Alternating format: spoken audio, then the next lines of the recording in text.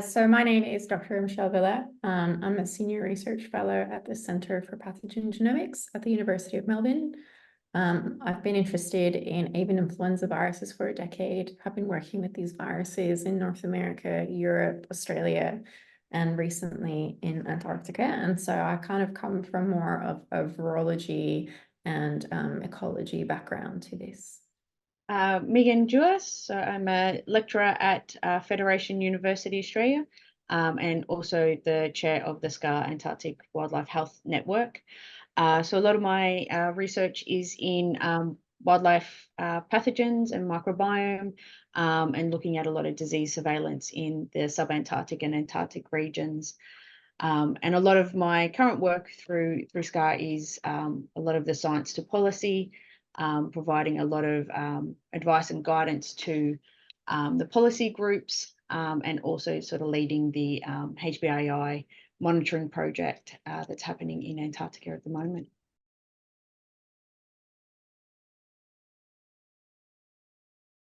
The key question is, what is this virus and where does it come from? So avian influenza viruses are subdivided in a few ways, but kind of the key one are these high pathogenicity viruses and low pathogenicity viruses. So we'll just start with the low pathogenicity viruses first. Essentially, these are the viruses that have co-evolved with birds. Influenza viruses are found in birds all over the planet, and generally these low pathogenicity viruses don't cause disease at all. They just circulate in birds. This is in contrast to these high pathogenicity viruses. These viruses evolve in poultry. They're selected for, but they become highly virulent. And usually we can control them in poultry. But in 1996, this H5N1 high pathogenicity virus emerged, and it was never controlled. So it has actually been spreading and evolving in birds for almost, 30 years, 40 years. And so over the course of these decades, the viruses has been changing. Okay, so it was a poultry virus for quite a long time. But really in 2014, we kind of saw this step change, this genetic change, where it started spilling over into wild birds. We started seeing really big outbreaks in Europe in wild birds, in Asia, and it had even entered into North America.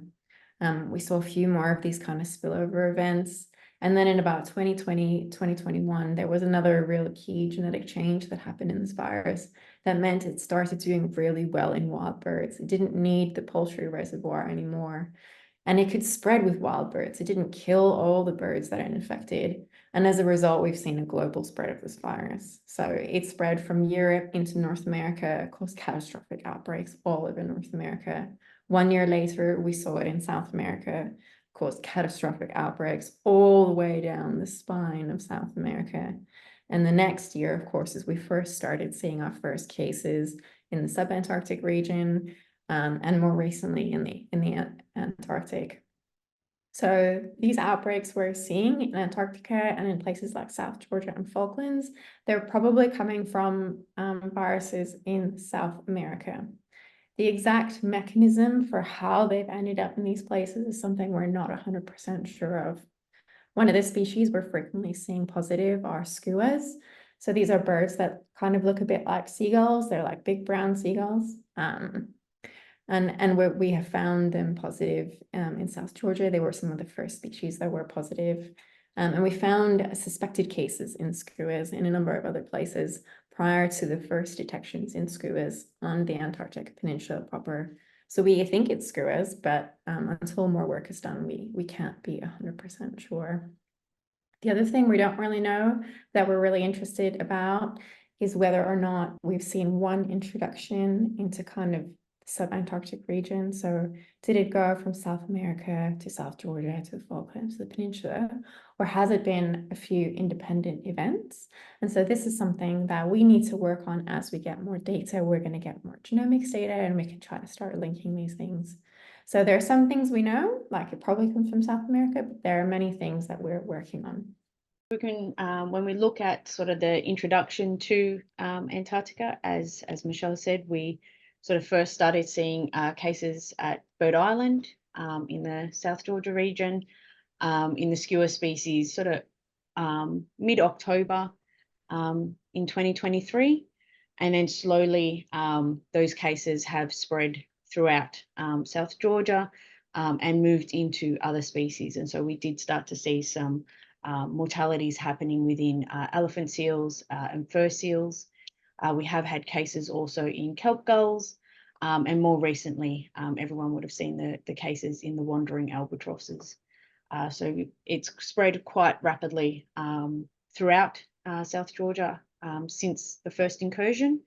The Falkland Islands or the Malvinas, that's sort of been a more slower progression.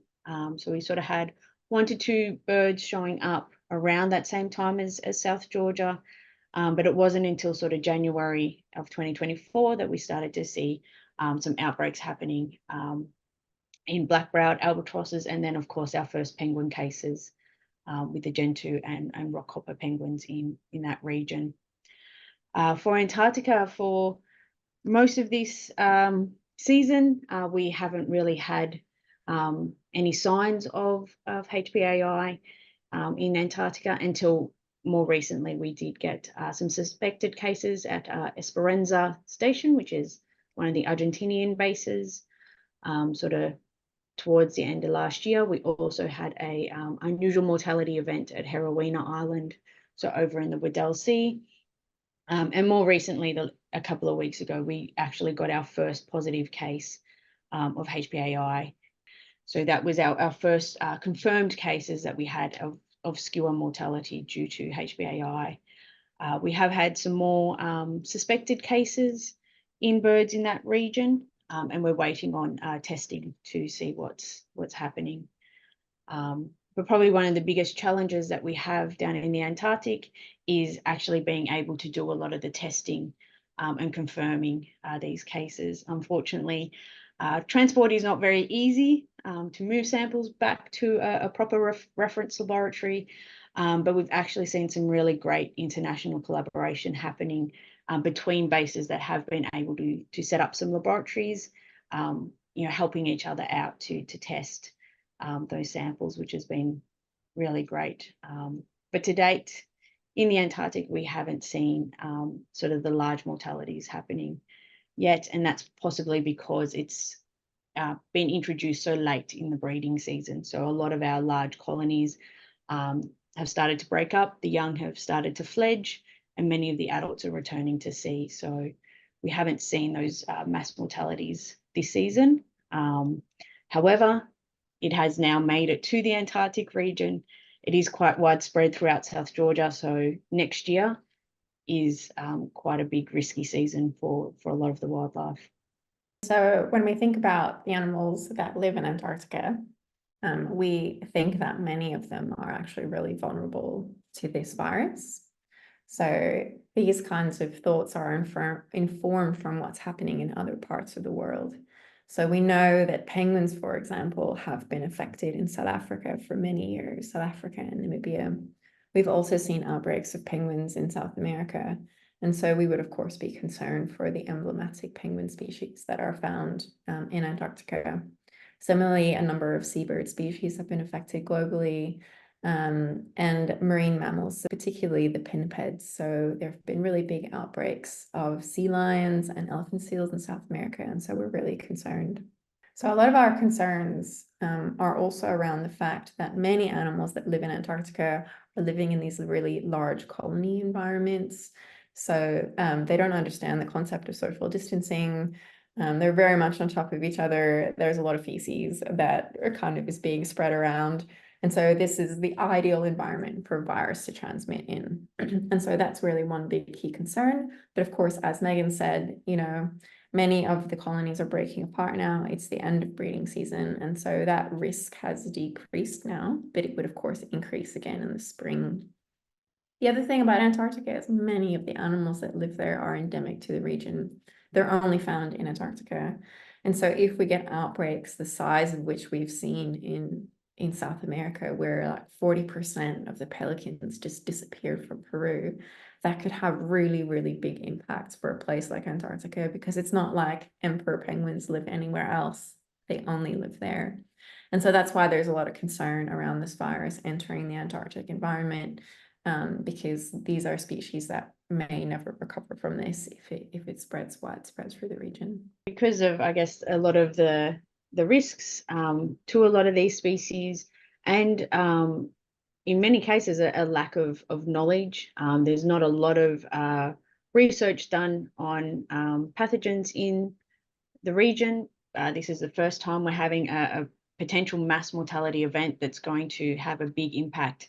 Down south, there's so many unknown questions that we have about how the virus is going to move and going to spread throughout the region, what impact it's going to have. And for some of these key, I guess, vector species, the species that are going to be the ones spreading it, we don't have a lot of information about their movements. And so it makes it difficult for us to predict where it might turn up or how it might move when it gets down there.